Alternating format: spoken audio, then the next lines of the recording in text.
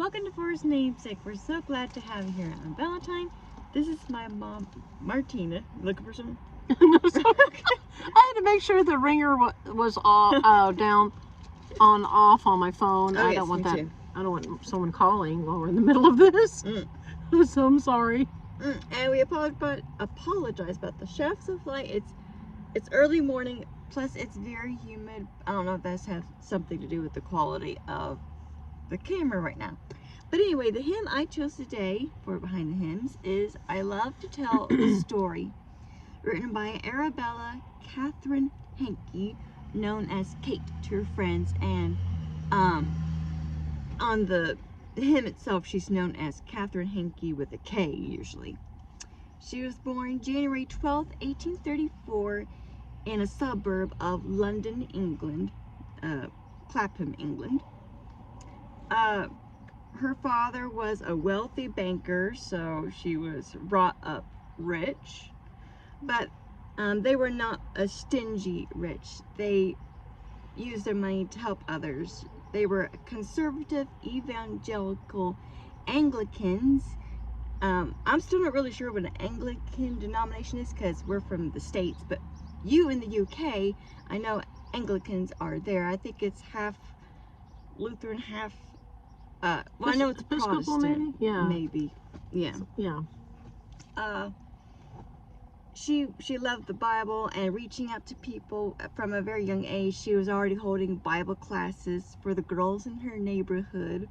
In her late teens, she organized Sunday school for girls in London, like shop girls. And already she was writing poetry and published poems, and she handed gospel tracts to people and to the girls that they can hand out to others as well. I don't know about her mother, just says she and her father belonged to an evangelical group known as the Clapham sect of William Wilberforce. Clapham, of course, is the suburb she grew up in. And if you don't know who William Wilberforce is, he is the man who was against slavery, and he helped stop it in England.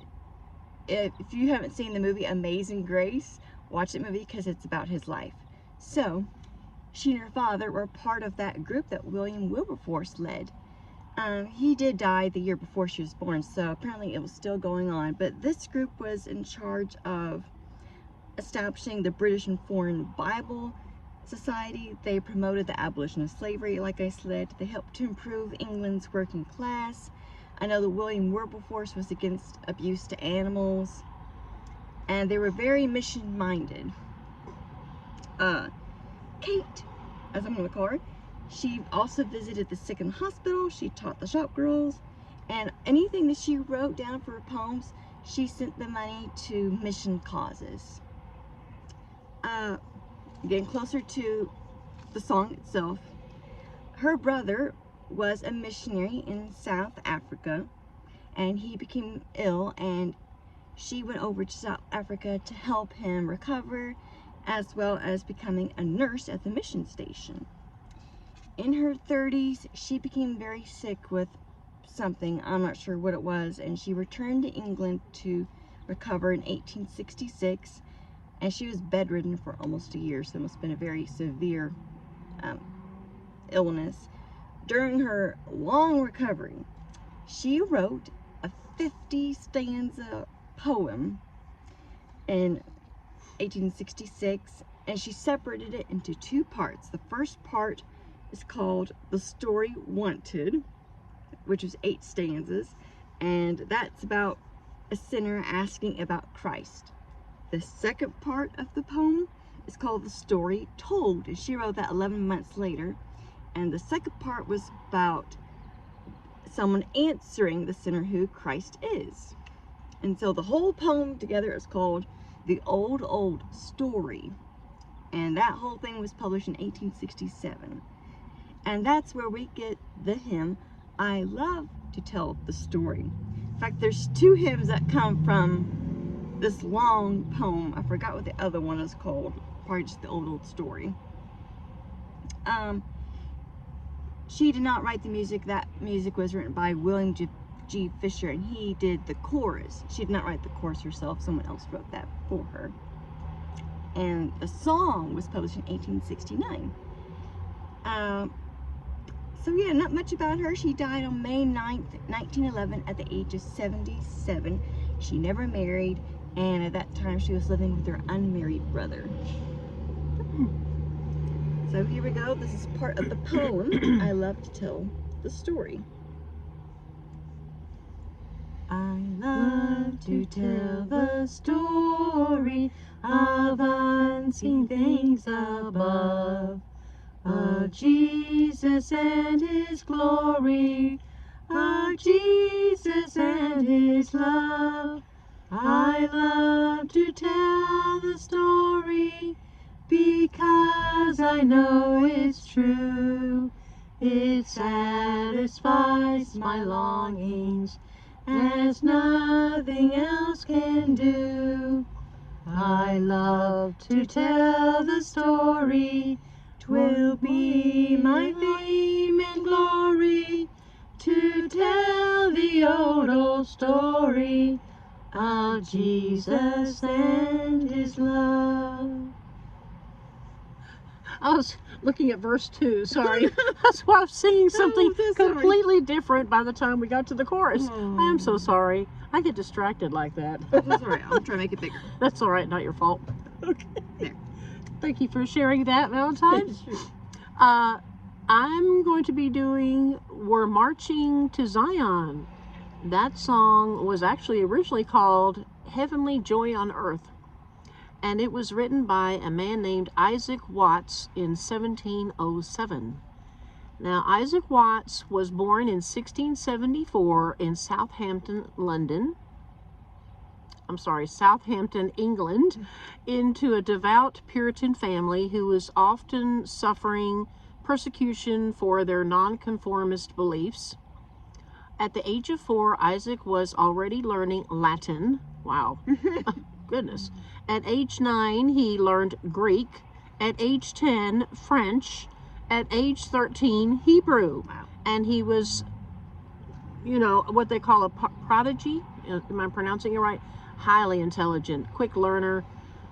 No wonder he could do all those languages in such a young age. Isaac's father was a deacon that was imprisoned twice for his nonconformist beliefs. One while his wife was nursing little baby Isaac.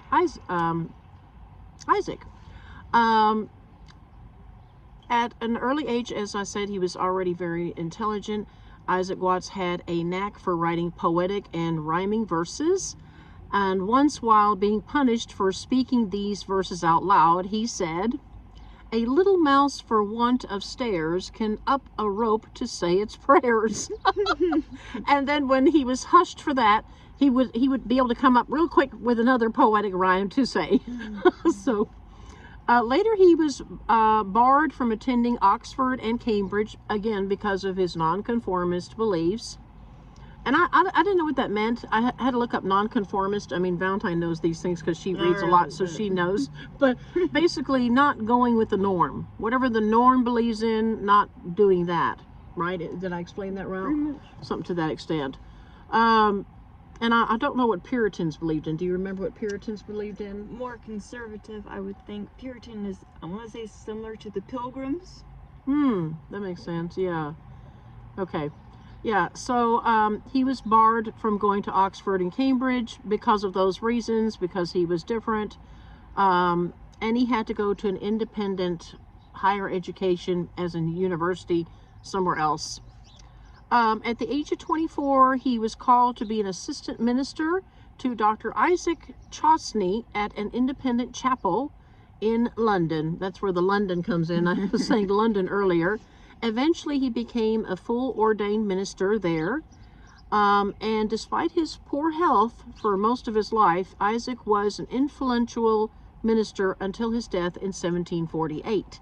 Now, in his lifetime, he wrote 750 hymns, which includes "We're Marching on to Zion." I don't remember reading where it changed from "Heavenly Joy on Earth" to "We're Marching to Zion." The hymn was meant to be upbeat, and it is inspired and taken from Psalm 87 and Psalm 149, emphasizing that the Christian life is a procession rather than a solitary journey. And this hymn became popular during the 19th century revival era because of its joyful and energetic nature. Okay, we're going to go and sing a few verses. Come we that love the Lord, and let our joys be known. Join in a song with sweet accord, join in a song with sweet accord, and thus around the throne, and thus around the throne. We're marching to Zion, beautiful, beautiful Zion. We're marching upward to Zion, the beautiful city of God. Hope you enjoyed learning about I Love to Tell the Story, and we're marching to Zion as much as we did. We love learning about all these hymns and the writers and how God led them to that stage. And if you have any hymn requests, please leave them down in the comments below, and the next Saturday we will hope to get to them. Yes. Hope and pray that you have a wonderful day. Bye-bye.